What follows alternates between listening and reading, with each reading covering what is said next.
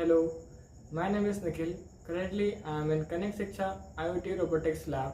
In our lab, we are building a simple humanoid robot that can students build easily and code it to what they want moments in that.